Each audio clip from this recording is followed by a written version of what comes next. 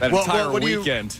Oh, okay. Well, Radio Man in the intro there was just telling you about the Eagles getting handed their first loss of the season, losing to the Broncos yesterday 21-17. But the Phillies also lost game 1 of the NLDS on Saturday.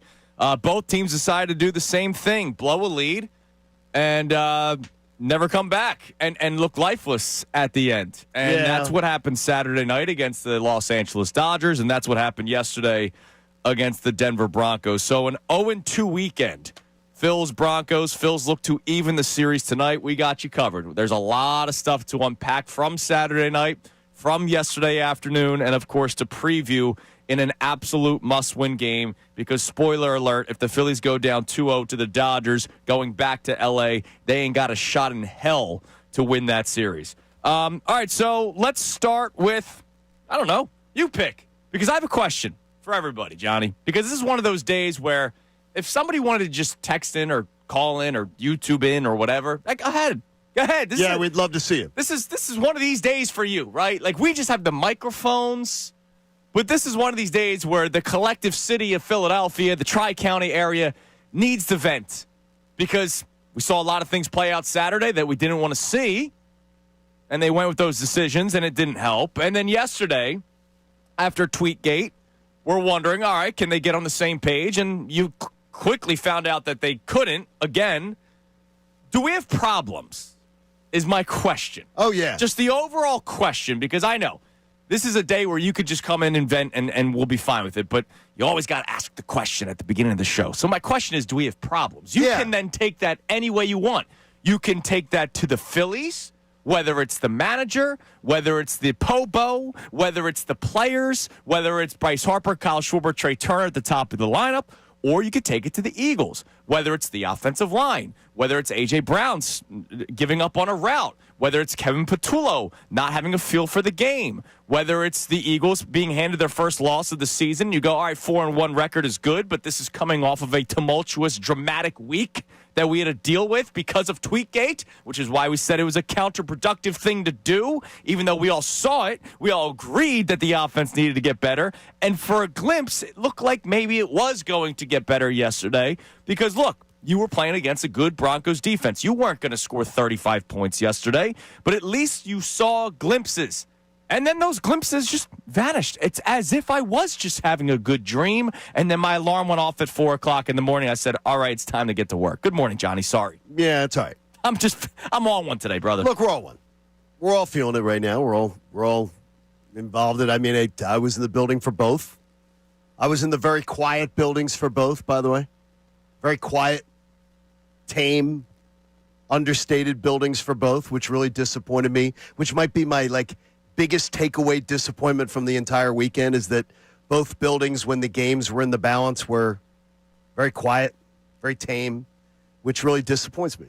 Look, I put on my Phillies red this morning.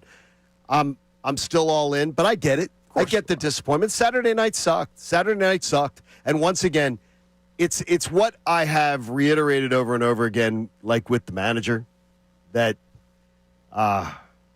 the things that don't matter in July and August and September, they matter when matters most because the guy doesn't have a feel. And then yesterday, the things with the Eagles, they try to tell you that the whole problems with Kevin Patullo and everything, it doesn't matter. It doesn't matter. Things aren't like 2023. It doesn't matter. Everything's okay. And you even got members of the media trying to convince you this Patullo thing doesn't matter. It's not a big deal until it matters. And it does matter. And yesterday's defense, the defense lost a game yesterday for them because the offense, again, couldn't do their job in the second half. That's back-to-back weeks where the defense can't breathe. Can't do the defense. no time. The offense could not do its job again in the second half. Given a big lead, the offense just doesn't understand. They have no basic understanding. And thankfully, offensive players are speaking their minds. And I'm not talking to Diana Rossini. Right.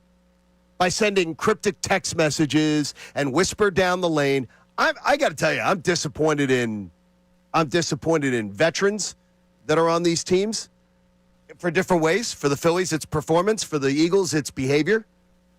And right now, it's just it's a bad Monday morning, and there was a full moon when I pulled in the parking lot. Did you open your wallet? No, I did not. I tried to tell you. I did not. I believe we have problems. Now, look, problems. Those are a ton of problems. Problems can be fixed. Yeah, right? There is such a thing as problem solving. So when I start the show with, we have problems. Yep. That's not me saying that the Eagles are going to finish, 4-13.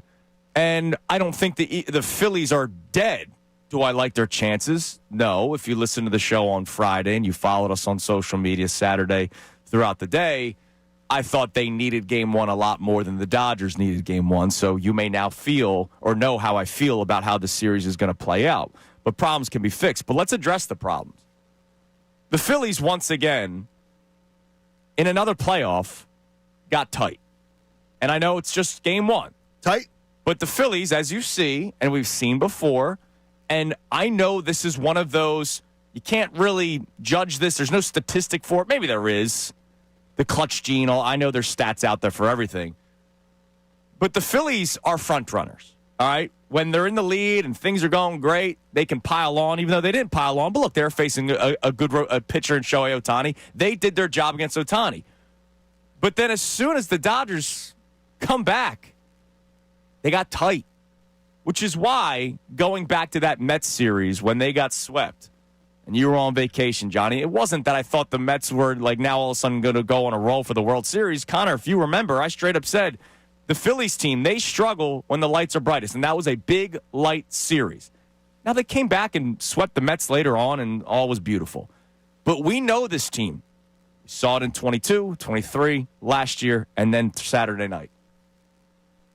When things get tough, they get tight, and you see the lineup get too tight. You see the pitching staff get too tight. It happens over and over again with this team. That's one of the problems that I want to address. We got even one of our own crew members, and I just got to address it because we got one of our own crew members, our man Dylan McKinnon, who's very positive. Love Dylan. Dylan's a great guy, and he's very, very positive. But again, even like on Saturday night, people getting on Harper and Schwarber, and you guys are just crazy because these guys are not a problem. 1 for 11. No. These are worse. This is going to get it worse for you. Since the Phillies were up 2-0 against the Arizona Diamondbacks, since they left the building that night in the 2023 NLCS, you know what Bryce Harper is in the postseason for the Phillies? He's 7 for 32. You know what Kyle Schwarber is? He's 7 for 35. You know what Trey Turner is? He's 5 for 37.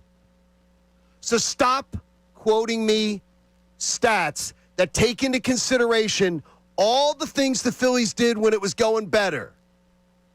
Since the Phillies were up 2-0 in the NLCS in 2023, Harper, Schwarber, and Turner are a collective 19 for 104.